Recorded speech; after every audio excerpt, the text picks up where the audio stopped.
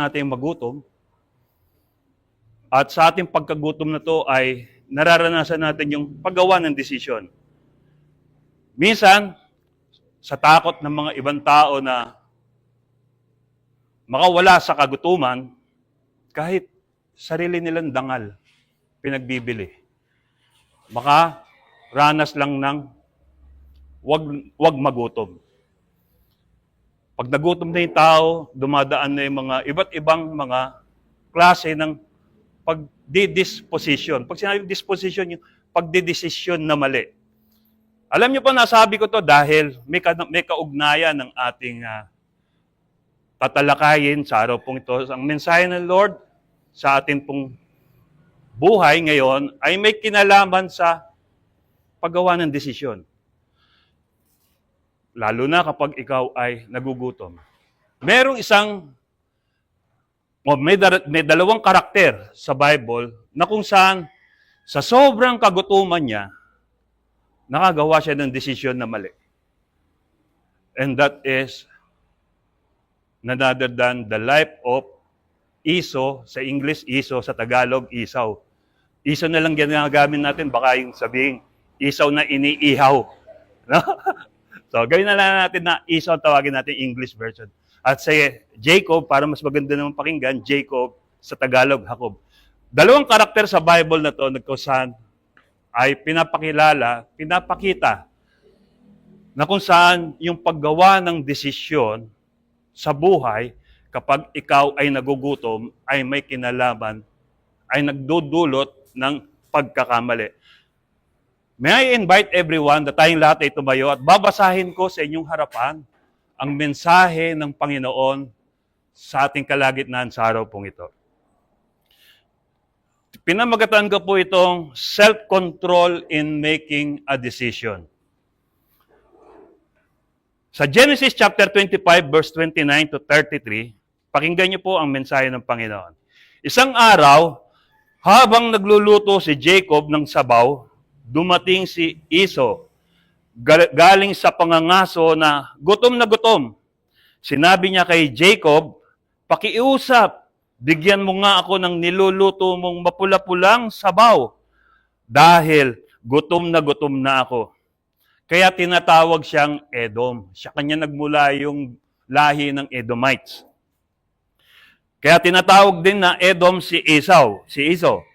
Sa verse 31, pero sumagot si Jacob, bibigyan kita nito kung ibibigay mo sa akin ang karapatan mo bilang panganay. Sa verse 32, sinabi ni Esau, sige, ano bang gagawin ko sa karapatan na yan kung mamamatay din na lang ako sa gutom? And last verse, sabi, sumagot si Jacob, kung ganoon, sumumpa ka muna sa akin. Kaya sumumpa si Esau na mapupunta kay Jacob ang karapatan niya bilang panganay. Saglit po tayo yumuko at manalangin. Sa atin pong piling ay damahin natin ang kabanalan ng presensya ng Diyos sa atin pong piling. Panginoong Diyos, kami sa inyo ay nagpapasalamat sapagkat ang lahat ng bagay ay niloob mo na mangyari. Na sa likod nito ay meron kang dakilang layunin, O God. Nawa po, Panginoon, sa buhay po namin, patuloy ka po mangusap. Samahan kami ng iyong Santong Espiritu sa pakikinig namin ng iyong mensahe sa oras na to. Panginoon, bigyan niya kami ng katuwiran ng aming pag-unawa, kaisipan, na kung saan ang mga sasabihin ko lamang, Panginoon, ay batay sa iyong ipinapasabi sa akin, Panginoon. Yamang ikaw rin ang nagsabi na ang iyong salita ay higit na matalas kaysa alinman tabak, na kung saan ay nagpapahiwalay ng espiritu at kaluluwa. Dalangin namin, Panginoon, when we heard your words today, Panginoon, ay maging proactive po kami. Maging isang inspirasyon namin sapagkat alam po namin na ito yung mensahe mo, Panginoon Diyos. Dalangin namin sa mga sandaling ito, ang malayang pagkilos ng Santong Espiritu sa aming kalagitnaan, bigyan kami ng pang-unawa, tatag ng aming pananampalataya, at kasariwaan ng aming pag-asa na sa iyong muling pagbabalik, kami ay iyong makakapiling, O Diyos. Maraming po salamat, Panginoon.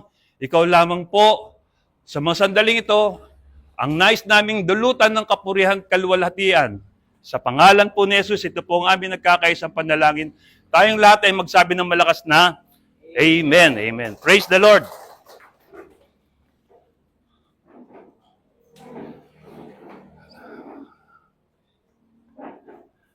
Self-control in making a decision.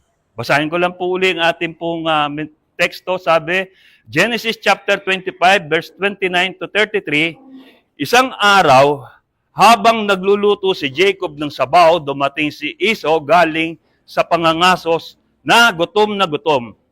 Sinabi niya kay Jacob, pakiusap, bigyan mo nga ako ng sabaw dahil gutom na ako, sabi niya. Kaya tinatawag din siyang Edom.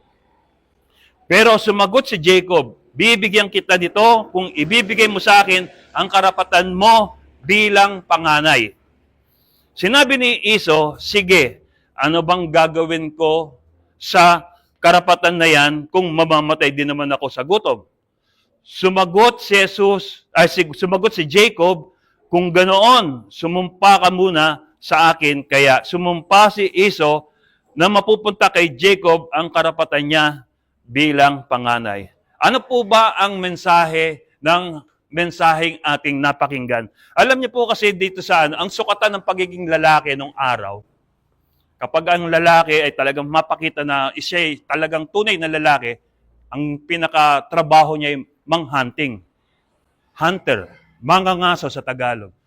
Wherein, marami naman silang tupa, alagang hayop, kambing, baka, asno, pero ba't kailangan pa niyang mangaso? Kasi ito yung sukatan ng pagiging pagkalalaki nung araw. Pero unlike naman kay Jacob, at yun po yung pagiging pangangaso ang pinili ni Esau. Kaya naman siya ay mahal na mahal at paboritong anak ng kanyang ama na si Isaac. Dahil nakita niya ito yung lalaki-lalaki. Samantala si Jacob ay medyo siya yung siguro yung chef sa kanilang tahanan, tagapagluto, tagapag-asikaso, kumbaga sa ay siya yung HRM doon sa kanilang tahanan. Kaya naman siya ay minahal at naging paborito ng kanyang ina na si Raquel. Si Rebecca, I'm sorry. Si Raquel pala yung asawa ni Jacob. Kaya yung time na yon, nagkaroon sila ng paborito at paborito sa yung dalawang magkapatid natin, kambal. Alam niyo po, nung pinanganak si Esau, ay una siya pinanganak, siya yung panganay, hawak niya yung birthright. Pero sa pagkapanganak niya, nakahawak sa bias niya si Jacob. Para bang, teka muna, ako muna dapat ang mauna. Sanggol pa lang sila, nakikipag-unahan na sila sa paglabas sa sinapupunan. Yung birthright, nakikipag-unahan na sila. Kaya napakahalaga para kay Jacob yung birthright eh. Sanggol pa lang siya, biro mo, ayaw niya, pinipigilan niyang lumabas ang kanyang kuya Esau at siyang gusto niyang unang lumabas hanggang sa nakuha niya yung fullness of time na nabili niya ang birthright na to, yung karapatan bilang panganay na ito, sa halagang isang soup of bowl lang, yung red lentil kung tawagin. Pinagbili ni Esau, so Esau sold his birthright to a bowl of red lentils. Sabi niya, what is the use of birthright? Ano ba yung silbi nitong pagiging panganay ko kung mamamatay rin naman ako sa gutom? Sabi niya. Ang sabi niya, kung titingnan lamang po natin, hindi naman po mahirap ang buhay nila, Esau at ni Jacob. Marami po silang mga alagang hayop eh. At the same time, kaya niyang utusan yung mga alipin. May mga alipin siya. Para sabihin, ipagluto mo ko, ipagkatay mo ko ng isang tupa o kambing o kung gusto niya, kung anong gusto niya. At ipagluluto siya. Pero tingnan niyo po, dahil sa sobrang kagutuman niya, pinagbili niya ang kanyang karapatan bilang panganay. Titingnan po natin parang, ano ba yung karapatan ng pagiging panganay? Parang titignan natin sa isang literal na kalagayan, parang wala lang man to. Sige, ikaw na maging kuya ko. Kahit ako kuya mo. Okay, sige, kuya na. Pero hindi. Ito ay mahalaga at ginagalang ng Diyos. Dahil, He allowed things to happen. Eh di kung talagang siya, yung kapatid ko halimbawa, maging matanda sa akin, di, inalaw niya na yun ang maging kuya ko, na siyang unang pinanganak, di po ba? Pero inalaw niya na maunang ipanganak si Iso eh. Pero nangyari, nagkaroon nga lang po ng pagpapalit ng karapatan dahil nakaranas ng kagutuman. Alam niyo, minsan, pag nakakaranas din tayo ng gutom, tapos nakakagawa tayo ng desisyon na mali. Kaya sabi, bago ka gumawa ng desisyon, huwag pabigla-bigla, huwag padalos-dalos. There are 3 important things in life. Una, learn to love. 3 important things in life. Learn to love. Number 2, establish your integrity. And number 3, yung control yourself. Yung control yourself, ito yung topic natin. Learn to love. Bakit? Kasi pinanganak tayo ng Diyos because of love. Pinanganak tayo ng Diyos dahil sa pag-ibig at para magmahal ng ating kapwa. Kaya nga po ang utos di ba? The greatest commandment na nung minsan tinanong ng Panginoong Jesus, what is the greatest commandment of God? Sabi ng tinanong siya ng mga Pharisees, yung mga dalubhasa sa kautusan. Sabi ng Panginoong Jesus, love your God with all your heart, with all your mind, with all your soul, with all your strength. And number 2 is love your neighbor as much as you love yourself. Pinaka-importanting utos daw po yung salitang L-O-V-E. Kaya, 3 bagay na pinaka-importante sa ating buhay is learn to love your neighbor, yourself, learn to love your God. Pag-aralan nyo. Dahil, sabi po rito is, love is nothing without action. Iparamdam mo na mahal mo ang Diyos sa paanong paraan. Sa paraang nakalulugod sa kanyang paningin at nakapagbibigay ng kaluwagan, kasiyahan sa kanyang kalooban. Ano yun? Makipag-usap ka lagi through prayer, reading the Word of God. How many times na ba natin nabasa yung Bible? Are we all familiar to this kind of history na nangyari kay Jacob and Esau? Kasi gusto ng Lord meditate my word day and night. Ilang day and night na po ba lumipas at hindi natin nabasa yung Bible? So, yun po ang gusto ng Lord. Yun na nakapagbibigay ng kasiyahan sa Kanya. Gawin mo ng mabuti ang iyong kapwa. Bigyan mo ng mabuting intensyon ang iyong paglilingkod sa Panginoon. And at the same time, sabi, establish integrity. Trust is nothing without proof. Bakit kinakailangan establish natin siya? Pinaka-importanting, 3 importanting bagay sa ating buhay. But we should establish our integrity. Kasi, pwede natin tanungin ang sarili natin. Ako ba'y katiwa-tiwala pa? Alam niyo po, sa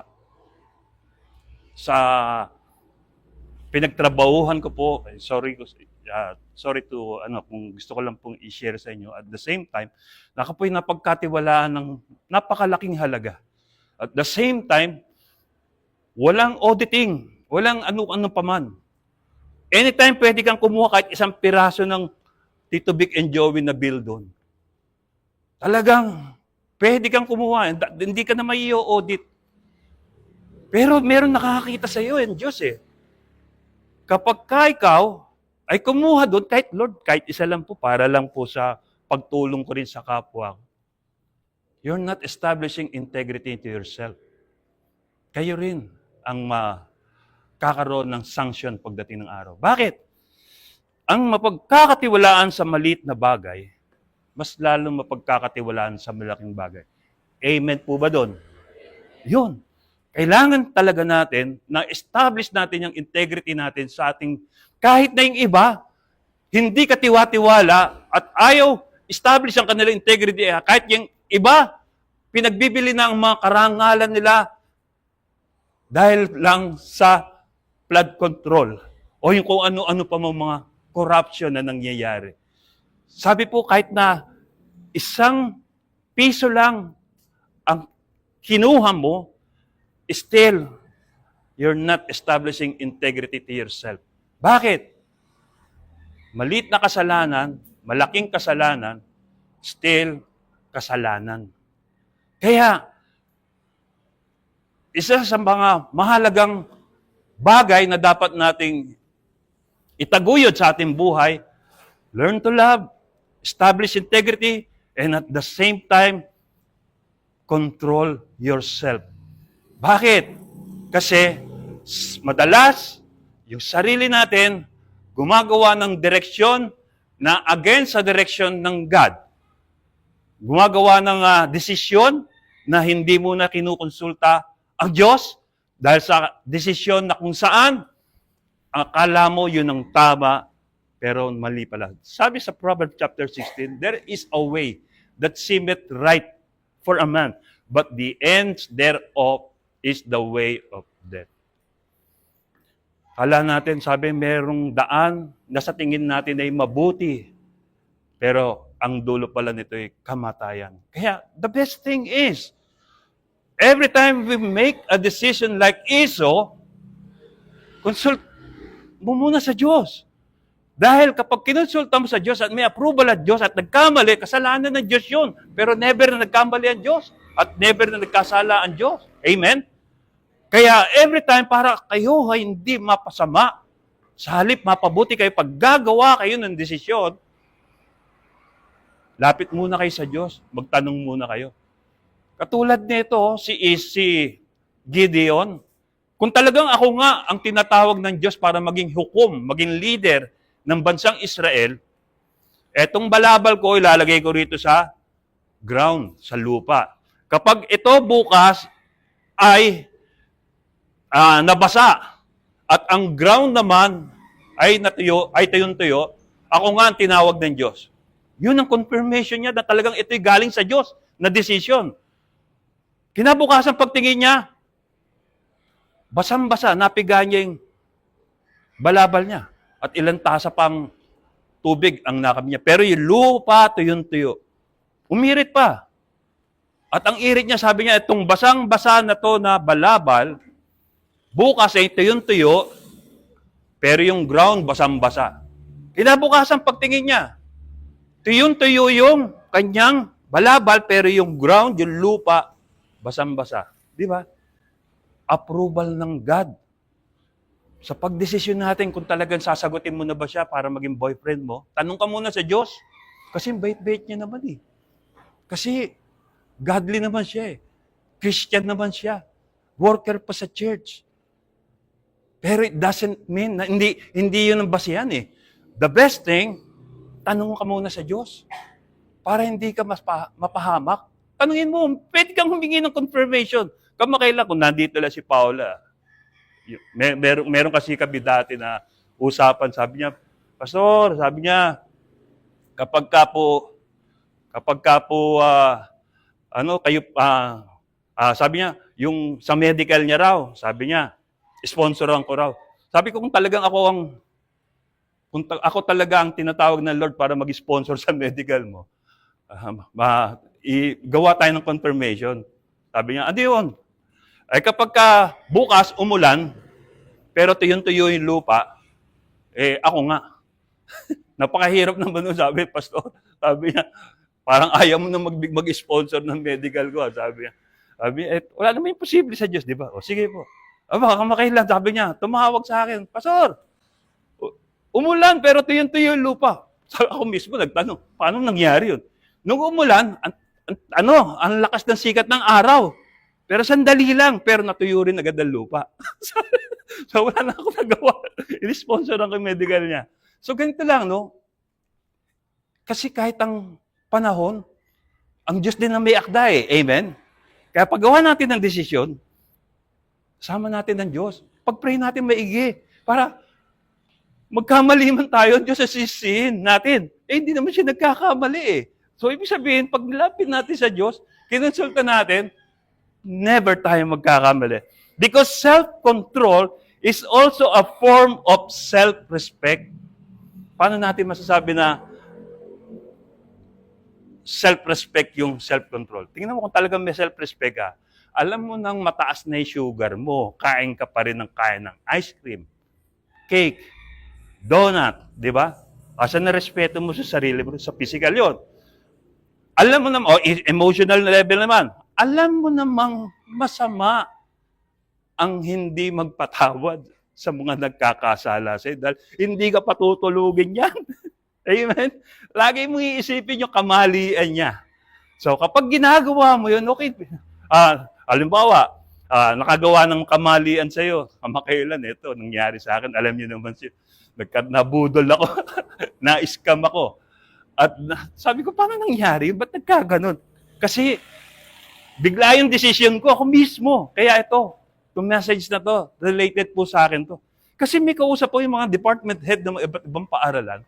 At the same time, nag-text sa akin, yung sa messenger ni Ate Helen. Kilala naman natin si Ate Helen. Sabi niya, ganito. At nangyari nga, napasukan na po ako ng ano. Hindi ko alam, napasukan yung messenger niya ng ibang tao. At doon, nangyari, nakagawa ko ng desisyon na hindi ko kinonsulta sa Panginoon, ano nangyari, pati misis ko, pati yung anak ko, nabudol. So, ganito, the best thing. Lagi natin ikukonsulta muna. Kailangan mag-post ka muna, kahit na gutom ka na. Hindi ka na mamamatay agad sa gutom. Nakakapagsalita pa nga si Iso eh. Pwede pa nga siya makapagpaluto sa kanyang mga alipin ng pagkain. Pero, nagmamadali siya eh. Alam niyo yung danger? There is a danger in merong ayun mga nagmamadali. Di ba sabi, ang naglalakad ng matulin kapag natinik, malalim. Amen? Kaya the best thing, dahan-dahan, alalay ka lang lumakad. Alalay ka lang sa paggawa ng desisyon. Kaya, self-control is also a form of self-respect. It isn't about limiting yourself, but honoring yourself, your future self. Hindi mo naman siya pinahihirapan, hindi mo naman siya nililimitahan. Alam naman natin, we are all limited in the sight of God. Yung mga nakikita natin dito, okay, dahil pero lagpas pa rin sa pader na ito, hindi na natin nakikita dahil limited ang ating paningin. Everything, even yung ating kaisipan, limited lahat yan. Pero we are all designed for eternity. Kaya, sabi natin dito, it isn't about limiting yourself, but honoring your future self. It is a matter of choosing discipline over impulse. Yung impulse, yung sudden decision, yung biglang decision, sasagutin ko na siya. Eto na. Biglaan, dahil nakita ko yung ano. No. Kailangan talaga yung confirmation ng Diyos in every decision that we have made. Because small choices build stronger habits. Small choices lang yan, maliit lang. Titikman ko lang nga muna ito. Halimbawa, kay Eve, sabi niya, mabuting maging marunong, kuha ko ng isa, bunga. At pangalawa, para take out ko, para kay Aidan. So, anong nangyari? Pumasok ang kasalanan because of disobedience. At ang kasalanan ay nagbunga ng kamatayan. Pero sabi natin kanina, we are all designed for eternity. Ba't nagkaroon tayo ng kamatayan? Nagkaroon tayo ng kamatayan because of our kinakailangan ito dahil ito yung sanction ng disobedience natin. Ngayon, paano naman tayo naging designed for eternity? Yung buhay natin dito, pag tayo'y namatay, yun ang pasimula ng buhay na walang hanggan.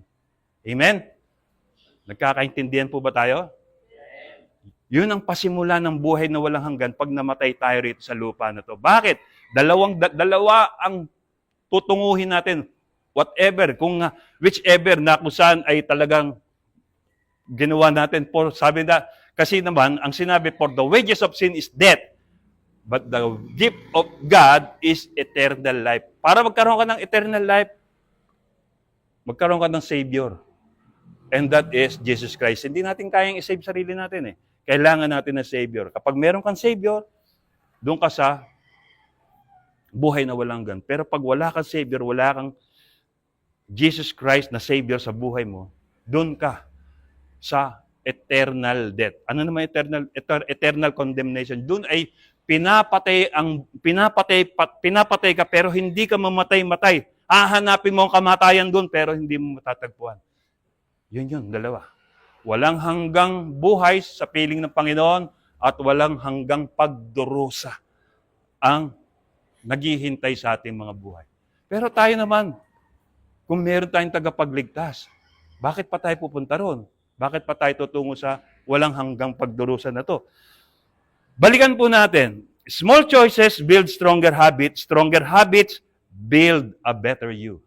Stronger habits. Yung magandang ginagawa mo lagi. Kung ikaw ay laging nagde-devotion every morning, make it a habit and that is a stronger habit na always communicating to God. And it builds a better you.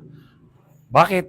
Because self-control natin ay kinakailangan sa ating kaisipan, meron tayong self-control.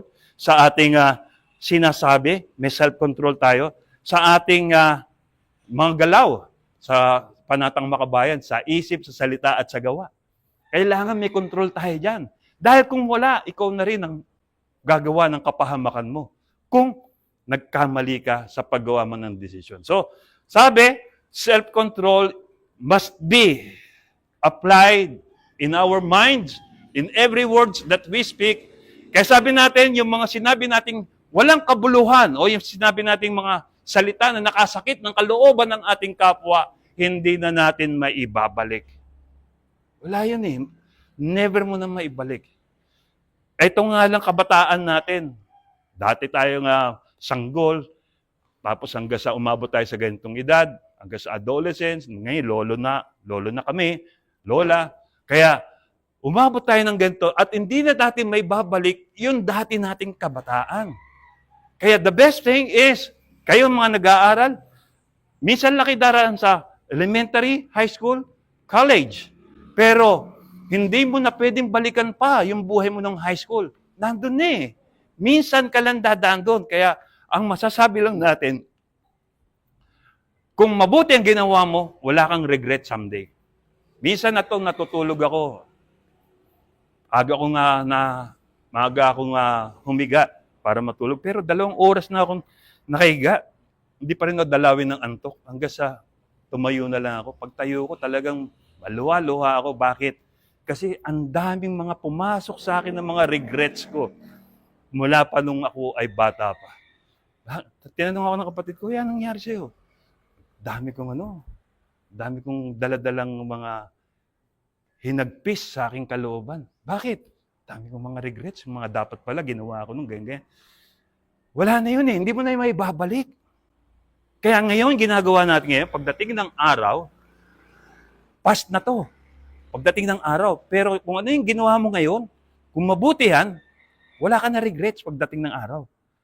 Pero kapag ginawa mo ngayon, hindi maganda, at sa pagdating ng future, yung magiging regrets mo. Pagsisisihan mo pagdating ng araw. Sana, kung may babalik ko lang, sana ganitong ginawa ko. Sabi ko lagi.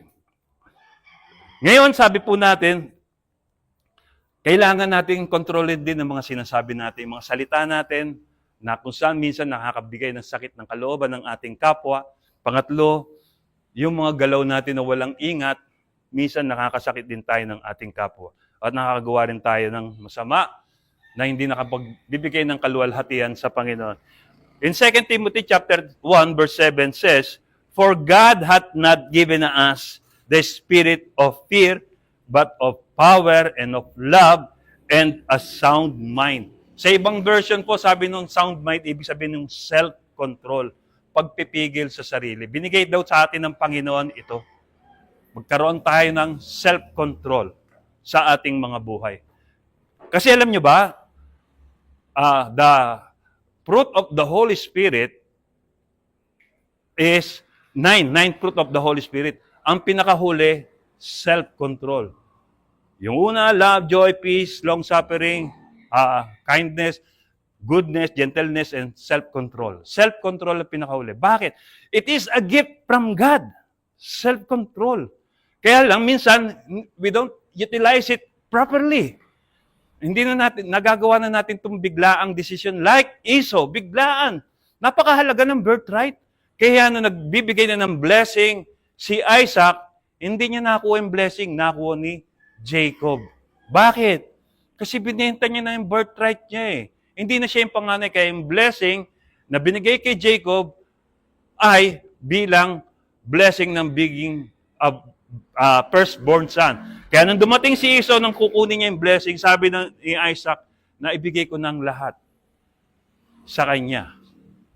Wala na po ba natitira kahit konti? Sabi ni Esau, naibigay ko na lahat sa kanya. Kasi yung panganay, yun talaga nung sa Israel tradition, yung panganay talaga, yun ang nagiging tagapagmana. Alam niyo po ba na bago maging si Isaac, Ismael muna. Si Ismael, anak kay Agar, ni Abraham. Di ba dapat siya yung firstborn son? Pero bakit hindi nabigay yung blessing sa kanya? Kasi kay Isaac yung pangako. Pangako ng Diyos. Kaya tandaan po natin. Kaya ano nangyari?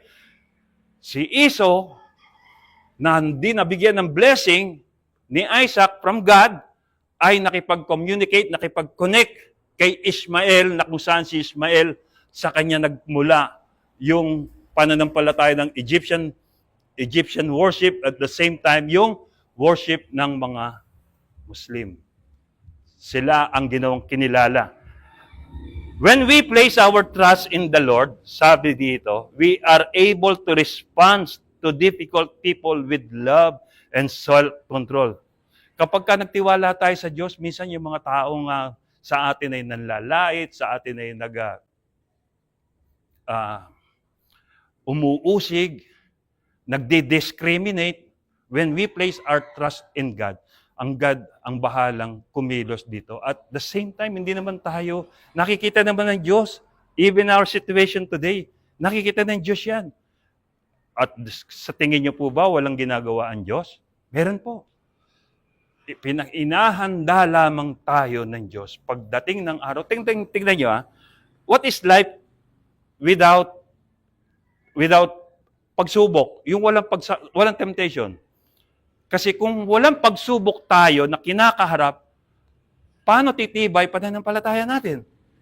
Sometimes God allows these struggles in life, pagsubok sa buhay natin, for us, para lalong tumibay, tumatag ang ating pananampalataya sa Diyos. Controlling self means living a peaceful life. Sabi, controlling self. Kapag na-control mo yung sarili mo, means living in a peaceful life. No guilt, no regrets, and no bad memories. Nakuha niyo po? Ulitin ko lang When we control ourselves, we are living in a peaceful life. Peaceful life is no guilt, no regrets, and no bad memories. Kaya, meron pa tayong panahon ngayon para makagawa na magiging magagandang alaala pagdating ng araw. Kung buhay pa tayo, kung lulobin ng Diyos na buhay pa tayo sa future, maaalala natin maganda itong ginawa namin nung araw na magiging inspirasyon pa sa mga susunod na generation. Because self-control is holding back from impulsive decision that result in peaceful living. Sabi, wag daw padalos-dalos, wag pabigla-bigla. Dahil kapag ito ay ginawa natin, maraming salamat. God bless you. Salamat po.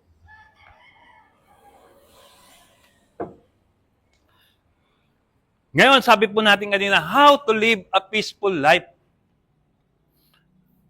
Allow me to introduce to you itong tatlong bagay na to para how to live in a peaceful life. Number 1, do not promise when you are happy. Kapag masaya ka, minsan nakakapaggawa ka ng, sa sobrang saya mo, nakakagawa ka ng decision na minsan yung hindi maganda ang result pagdating ng araw. Alam niyo po ba si Herod? Nung si Herod ay natuwa dahil yung anak niya na si Herodias ay sumayaw talaga sa harapan niya na natuwa. Sobrang tuwa ni Herod, King Herod. Natuwa siya sa sayaw ni Herodias. Ngayon nasabi niya, okay, dahil sa natuwa ko sa ginawa mo, humiling ka kahit na anong hiling ibibigay ko sa iyo.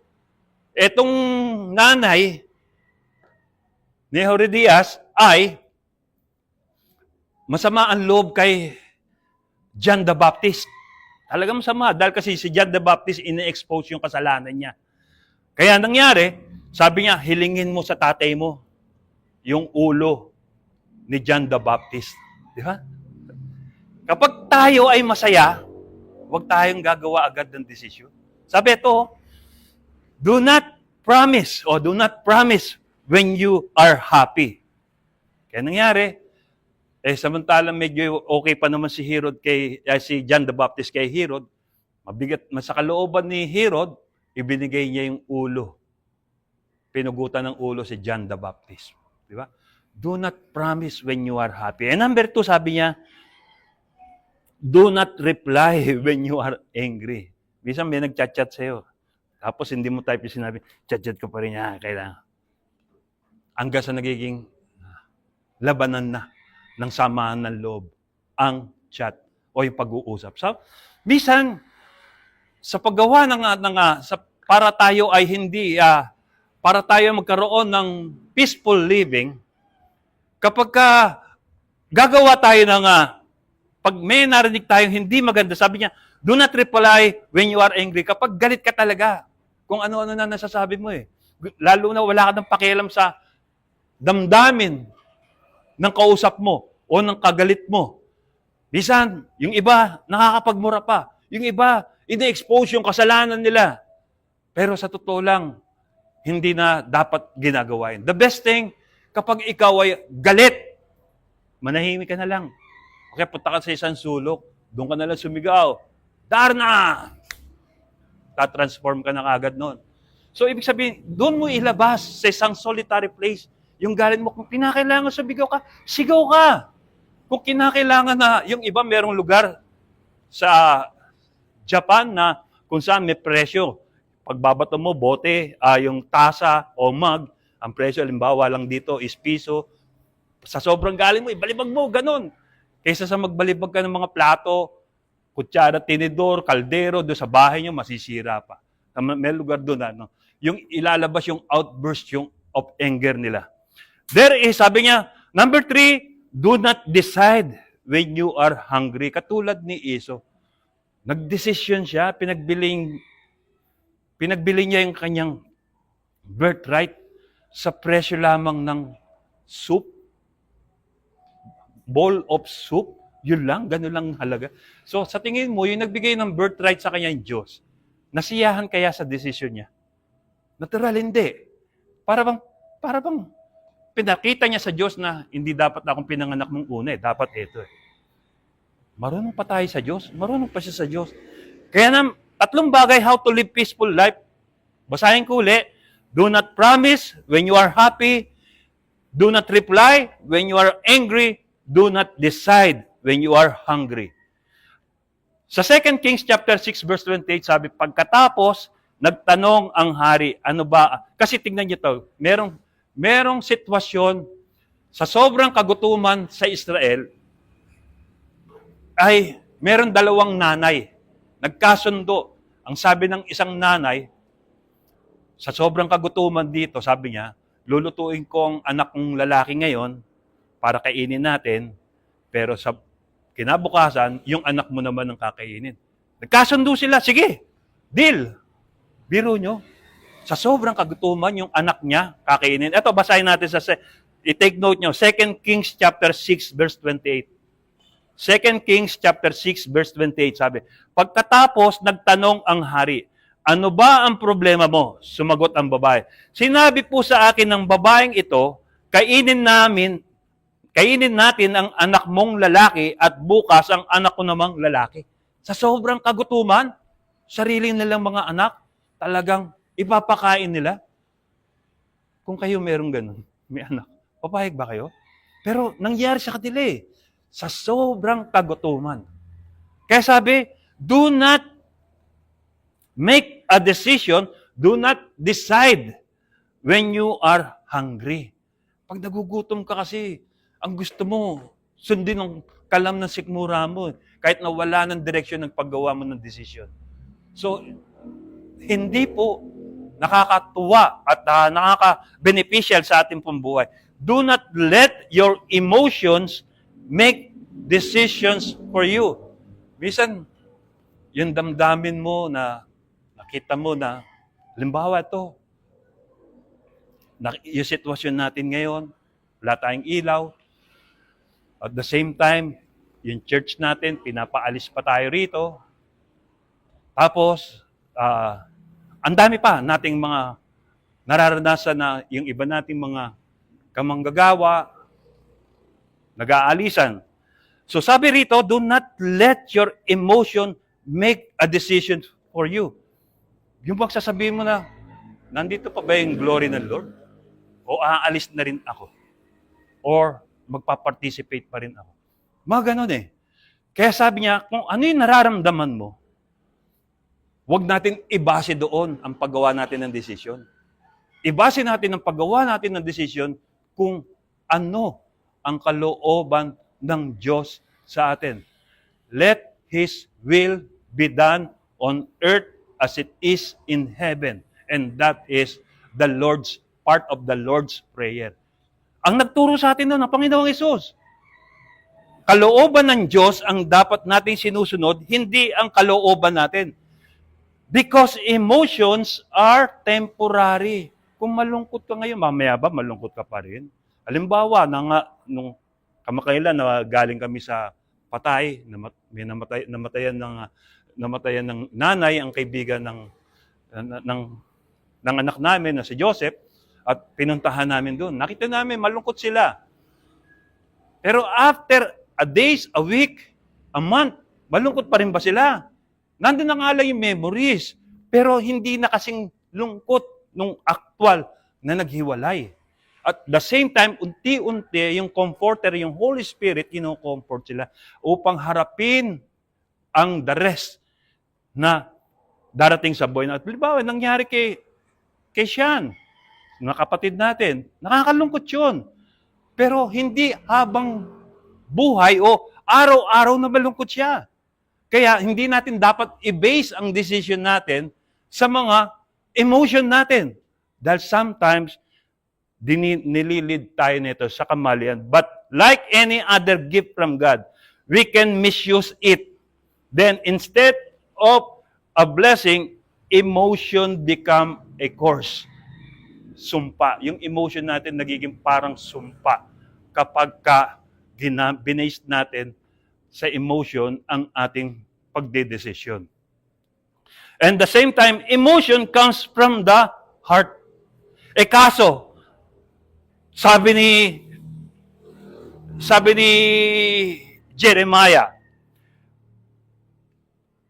above all else, sabi sa Proverbs chapter 4, verse 23, guard your heart, for it affects everything you do. Bantayan daw natin yung puso natin. Bakit natin kailangan bantayan ng puso natin? Sometimes yung puso natin ang nauunang magdesisyon sa ating kaisipan. Kapag naunang magdesisyon ng ating damdamin, kaysa sa ating kaisipan, katulad na nangyari sa akin, nabudol ako.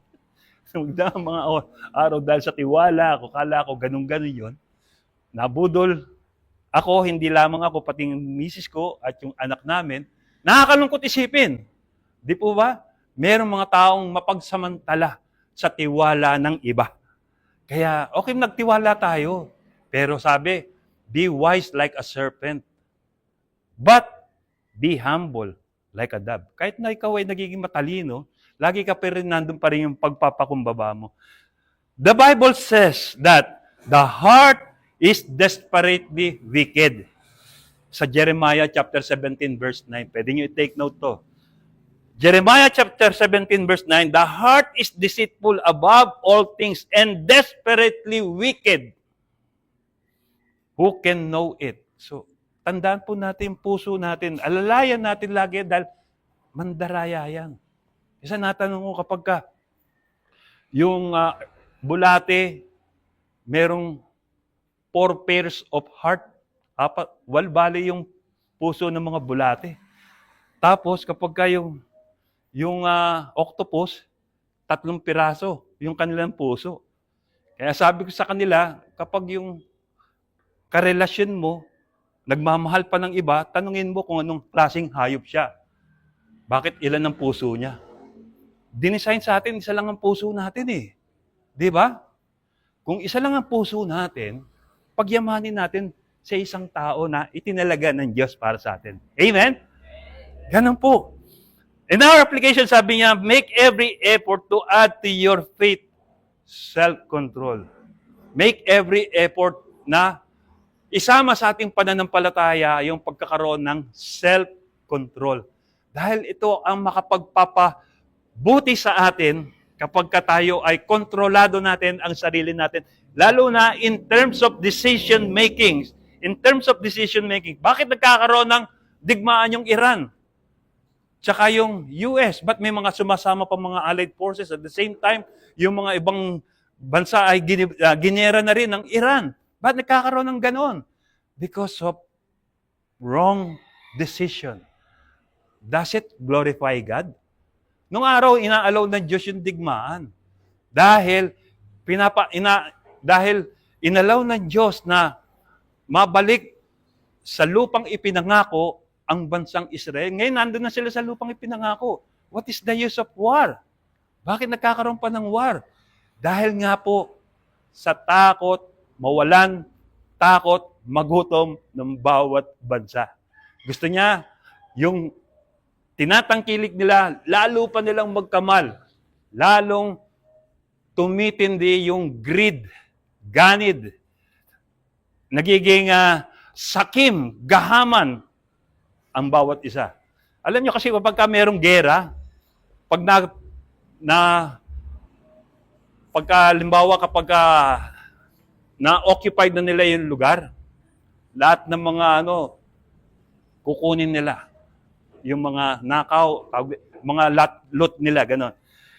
Pati yung mga tao, ginagawang alipin. Katulad natin, ilang beses na ba tayong nasakop ng ilang bansa? Ng Kastila, Amerikano, at ng Hapon. Naging alipin po tayo nila. Di po ba? Kaya, sabi nung napakinggan ko sa kanta kahapon, walang kagandahan sa digmaan. Totoo naman eh. Napakalupit ng digmaan. Parang wala ng puso ang mga tao. A single event can produce a multiple emotion. Katulad po ng yung isang pangyayari na nagkatagpo yung magkapatid na to, si Esau at si Jacob. Isang event yun, pero magkaibang emotion. Yung isa, nagbenta ng kanyang birthright. Yung isa naman, binenta ang kanyang soup bowl of soup sa birthright ng kapatid niya. Iba't iba. Halimbawa lang ito, pagka umulan, iba't iba yung, iisa lang yung event, pag-ulan, pero iba't ibang emotion na nararanasan natin. Yung iba natutuwa, yung mga magsasaka natutuwa dahil madidiligan ang kanilang mga lupa at mga pananim. Pero yung mga riders, nalulungkot dahil mababasa sila sa kalsada habang nagdadrive. Iba't iba. Yung iba may natutuwa, yung iba naiinis, yung iba naman natatakot dahil baka pag uwi ko, basang-basa na naman ako. Baka baha na naman sa lugar namin. Isang event lang yun, pag-ulan lang yun. Iba't ibang emotion ang nararanasan. So, the feelings of others may be different from yours, even the same event. Talaga, magkaiba yung damdamin natin. Halimbawa, dito sa church na to, sa pagsasalita ko, iba't iba rin ang damdamin ng pakikinig ninyo. Yung iba, nakaka-relate. Yung iba naman, pilit na relate. Ang iba naman ay iba ang iniisip. Hindi natin pwedeng pagsamahin. Iba't iba ang ating damdamin. Tulad nitong gayon. Kaya nga po, sabi rito, ang focus natin, kung magiging iisa lang talaga tayo, i-focus natin kung ano ang sinasabi ng mensahe. In our conclusion, don't be influenced to feel the same ways others have. Kung alimbawa, dahil sa alimbawa kami, magkakaklase nung araw, matagal kaming hindi nagkita, more than 40 years or 45 years na nagkita kami, at nagkita-kita kami, hindi lahat naging masaya eh. Hindi lahat excited. Yung iba parang, ano ba isasayin ko mamaya? Ano ba yung, dapat matapos na itong pag-uusap na to, uwing-uwi na ako, mga ganon. Hindi halos pare-parehas yung nararamdaman natin, yung iniisip ng bawat isa. Don't deny your emotion, but don't let them control you or cause you to sin. Use the emotion God has given you to deepen your relationship with Him. Sa Mateo, sabi rito, Mateo, Kabanata 10, talata 26, walang natatagong hindi malalantad at walang lihim na hindi mabubunyag. Pagdating ng araw, yung mga taong nanloko sa'yo, nanduga sa'yo, yung mga taong nambudol sa'yo, nag-scam sa'yo, pagdating ng araw, malalantad yan. Maaaring hindi ngayon, pero malalantad yan pagdating ng araw. Kaya nga, ang ating paghihiganti, huwag nating gawing tayo ang maghihiganti. Sabi ng Lord, vengeance is mine, says the Lord. Kung ikaw man ay nabudol, nadaya, o na-discriminate ng iyong kapwa, ipagkatiwala mo ito sa Diyos. Siya ang maghihiganti para sa iyo. Kaya nga, in Ezekiel chapter 36, verse 26, and I will give you a heart with new and right desires, and I will put a new spirit in you. Kaya nga sabi rito, sa buhay natin, kailangan ang lahat ng bagay na nangyayari sa atin, ipinagkakatiwala natin sa Diyos. At the same time, God will give us a new heart and a new perspective in life. Isang mahalagang masasabi ko na lang sa inyo mga kapatid. The one who loves you will never leave you for another. Because even there are 100 reasons to give up, will still find one reason to hold on. Nakuha niyo po ba yung ibig sabihin? Sa Tagalogin natin, ang taong sa inyo ay nagmamahal, hindi kayo iiwan para sa iba. Bakit? Kahit maraming dahilan siya para umalis sa iyo, hahanapin niya pa rin isang dahilan para manatili sa iyo. Amen? Tayo po lahat ay tumayo at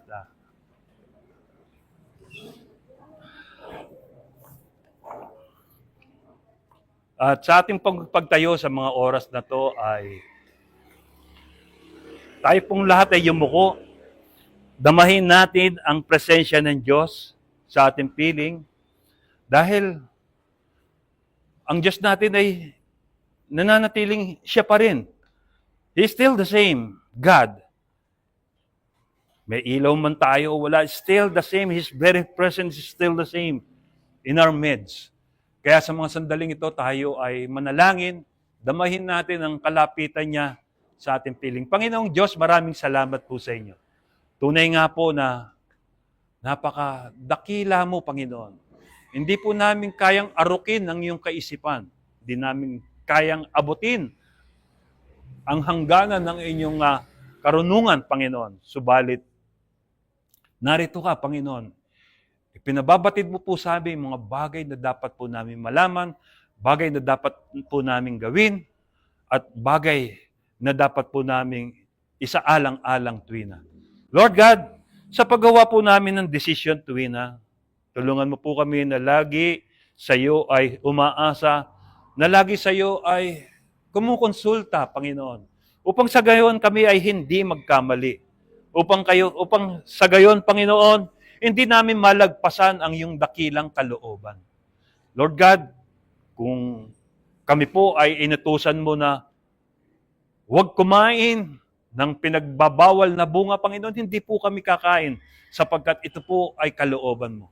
But this time, Lord God, to you we entrust everything in our life. Ang mga kaisipan namin, ang mga salita po namin, ang mga gagawin po namin, ipinagkakatiwala namin lahat ito sa iyo, Panginoon. Ipaunawa mo po sa amin, ipaalam mo po sa amin yung mga bagay na dapat po namin gawin. Isaalang-alang para mabigyan ka namin ng kaluguran, kaluwalhatian, Panginoon. Lord, minsan pa, help us not to be like Esau na pinagbili ang kanyang birthright sa halagang 1 bowl of soup, Lord.